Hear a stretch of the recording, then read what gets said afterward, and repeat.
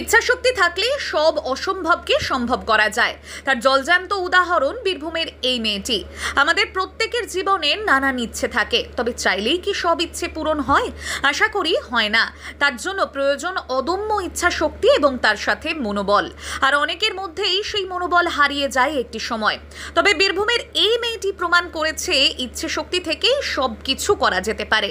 নিজের ইচ্ছে শক্তি থেকে বছর 18-র এই মেয়েটি যা করে দেখিয়েছে সেটা অন্যান্য মেয়েদের কাছে এক শিক্ষণীয় অধ্যায় হয়ে থাকবে। বীরভূমের রামপুরহাটের বাসিন্দা দীপান্বিতা ভাদুরী। খুব অল্প বয়সেই দীপান্বিতা ভাদুরীর বাবার দুর্ঘটনায় মৃত্যু হয়। তবে বাবার ইচ্ছে ছিল তার রাজকন্যাকে টিভির পর্দায় গান গাইতে দেখার। মাত্র 1 বছর 8 মাস বয়স থেকেই টিভির পর্দায় যেই গান হতো সেই গানে গুনগুন করে গান গাইতেন দীপান্বিতা। এরপরেই মাত্র 3 বছর বয়সে সকলের কাছে গান গেয়ে প্রিয় মানুষ হয়ে উঠেছিল দীপান্বিতা। এমনকি স্কুলের শিক্ষক শিক্ষিকার কাছে দীপান্বিতা হয়ে উঠেছিল এক কাছের মানুষ। বাবার সেই স্বপ্ন এবং মায়ের অক্লান্ত পরিশ্রমকে সঙ্গী করেই বাংলার সেই মফস্বলের মেয়েটি আজকে বিখ্যাত গায়িকার সঙ্গে স্টেজ শেয়ার করেছেন। সেই বিখ্যাত গায়িকা আর কেউ নন, তিনি হলেন ইমন চক্রবর্তী। ইমন চক্রবর্তীর কণ্ঠে গাওয়া সেই গান আমি আবার ক্লান্ত পথচারী, এই গানটি 8 থেকে 80 সকলের পছন্দের তালিকায় হয়ে উঠেছে। সেই গানের কণ্ঠে তালে তাল মিলিয়েছেন বীরভূমের রামপুরহাটের 18 বছরের এই মেয়েটি। একটি রিয়ালিটি শো এর প্রোগ্রামে দীপান্বিতা স্টেজ শেয়ার করেছেন ইমন চক্রবর্তীর সঙ্গে। দীপান্বিতার বাড়িতে রয়েছে তার মা, দিদা এবং সে। তার মায়ের নাম মৌমিতা ভাদুরী এবং দিদার নাম রীনা লাহিড়ী। বাবা মারা যাওয়ার পর তার মা হয়ে দাঁড়িয়েছে তার অস্ত্র। দীপান্বিতা আমাদের একান্ত সাক্ষাৎকারে জানান, মাত্র 6 বছর বয়সে তার মা এবং তার বাবা তার প্রতিভা দেখে তার জন্মদিনে একটি হারমোনিয়াম উপহার দেন। আর সেই হারমোনিয়াম পাওয়ার পর থেকেই তার গানের চর্চা শুরু। এখনো পর্যন্ত বীরভূমের এই দীপান্বিতা বিভিন্ন গান গাওয়ার পাশাপাশি প্রায় 100টিরও বেশি অ্যাওয়ার্ড পেয়েছেন। আগামী দিনে দীপান্বিতার ইচ্ছে কোনো প্লেব্যাক সিঙ্গার হিসেবে গান গাওয়ার।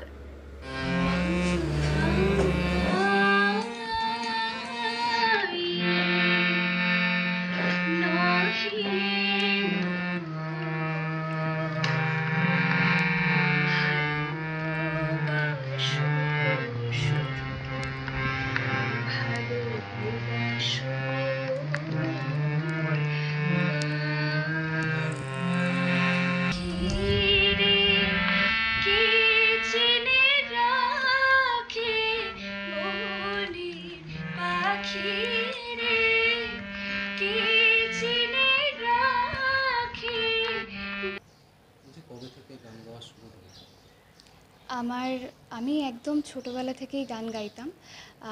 1 বছর 8 মাস বয়স থেকেই মা বলতেন যে আমি সে সময় থেকে গান গাওয়া শুরু করেছি। তারপর 6 বছর বয়সে আমাকে আমার মা বাবা একটা হারমোনিয়াম উপহার দেন এবং তারপর আমার তালিম শুরু হয় এবং সেই থেকেই আমার গান গাওয়া শুরু। আমি রূপসী বাংলাতে গান গেয়েছি, গুড ইভিনিং রূপসী, আর আকাশ আটে গুড মর্নিং আকাশে, আকাশে সুপারস্টার, এগুলোতে গান করেছি। এখনো পর্যন্ত ইমন চক্রবর্তী ম্যামের সাথে, তার সাথে আমি একটি ডুয়েট গান গেয়েছি, তারই গান আলাদা আলাদা। আমি আবার ক্লান্ত পথচারী, এই কাটার মুকুট লাগে ভারী, গেছে জীবন দুদিকে দুজনারি, মেনে নিলেও কি মেনে নিতে পারি,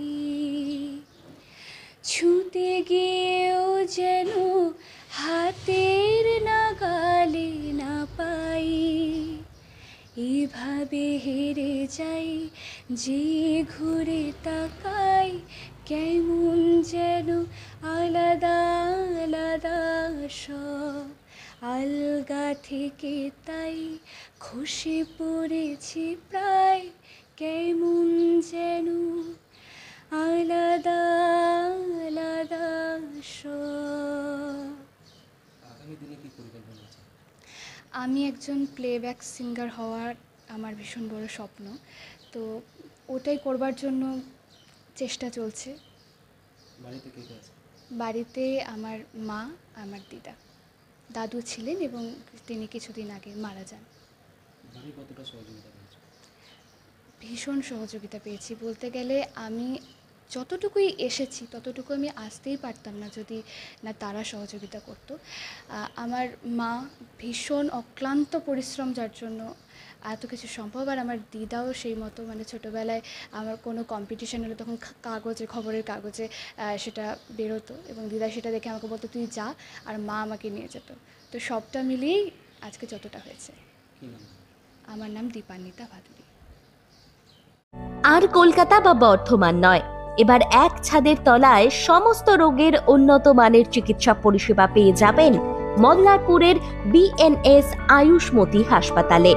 বিএনএস আয়ুষ্মতি হাসপাতাল, বাহিনা মোড়, NH14, মল্লারপুর। বিএনএস আয়ুষ্মতি হাসপাতালে স্বাস্থ্যসাথী কার্ডের মাধ্যমে সমস্ত রোগের চিকিৎসা করা হয়ে থাকে। আমাদের এখানে রয়েছে উন্নত মানের যন্ত্রপাতির আধুনিক অপারেশন থিয়েটার, ICU, CCU ও উন্নত মানের ল্যাবরেটরি। বিএনএস আয়ুষ্মতি হাসপাতাল, মল্লারপুর।